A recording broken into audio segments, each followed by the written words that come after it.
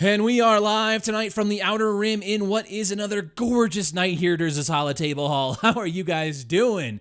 And we are back after what was a very late night on those holotables, delving deep into the test account. And just as the binary sunrise crested the Dune Sea, this is where we ended up.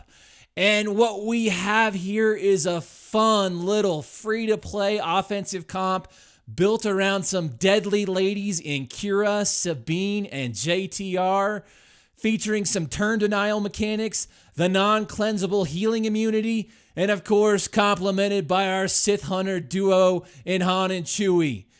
You guys have asked me to show you more matchups against the Nest variant of the Traya comp, so that's exactly what we're going against tonight.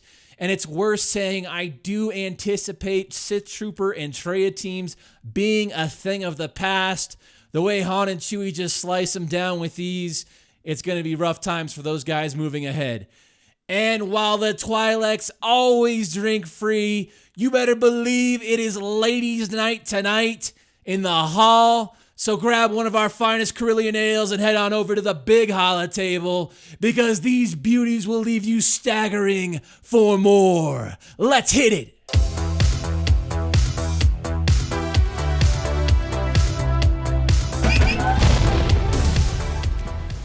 Before we get started here, just a gentle reminder, team, to hit that like and subscribe button down below. If you enjoy my content and want to keep the neon lit over There's This Holotable Hall, do hit that subscribe button, and it really helps me out. Also, if you're new here and want to learn more about how I do mods, just hang on a sec. I'll do my mod disclaimer a little bit later in the video. With that being said, there are so many ways to approach the open here, and they all work in their own way.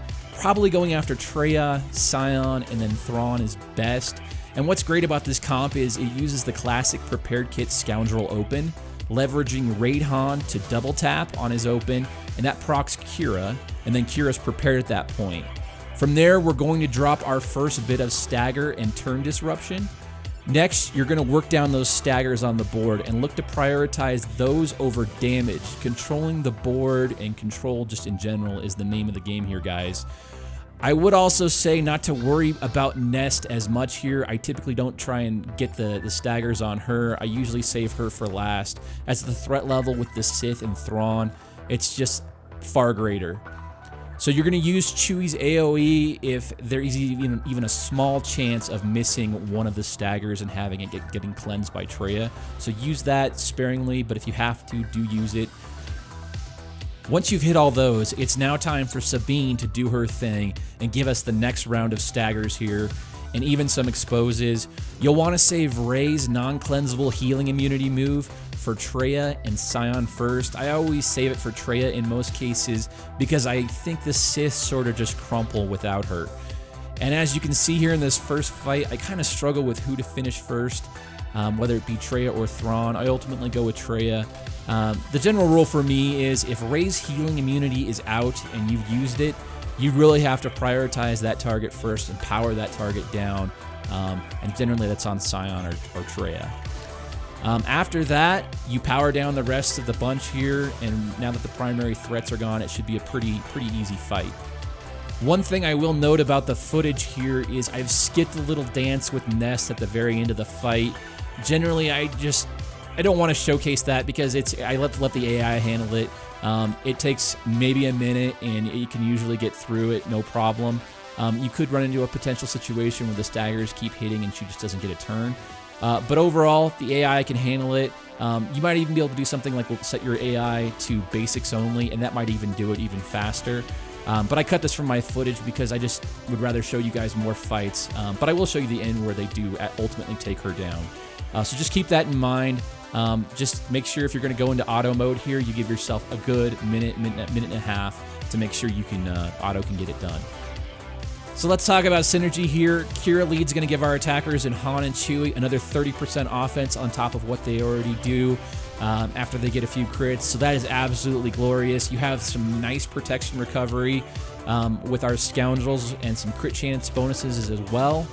Will it be as strong as CLS leadership? No, but I definitely see CLS being the top offensive team right now outside of a Traya lead. but you're definitely going to win some style points with the crew over There's This Holotable Hall, using Sabine in your offensive lineup here to beat the meta. And let's quickly talk about Sabine here. She's underutilized, in my opinion, kind of in the game in general, but she features 2 amazing specials here, the AoE stagger and exposes. We've already talked about that, but let's not sleep on Dark Saber Strike, the ability to power down Scion, get through him much quicker. It's pretty fantastic. Lastly, let's do the old mod disclaimer here, since we've got a lot of new people to the channel and to the hall, and I'm seeing that guy, you know who I'm talking about, the speed guy, show up in the comments a bit more. So the mods here, they're sort of not perfect on both sides. It is intentional. Showing insane speeds is cool and all, and I'm sure there are a ton of game changers out there that like to juice up their speeds. For me, I don't really think that really helps anybody, because the reality is that's something that's not really attainable for most of us that are free to play or more casual focused. I show decent speeds, and I think that's very reasonable, because you're only going to see that top end of like crazy insane speeds with maybe 1% of the actual server population on your arena shard.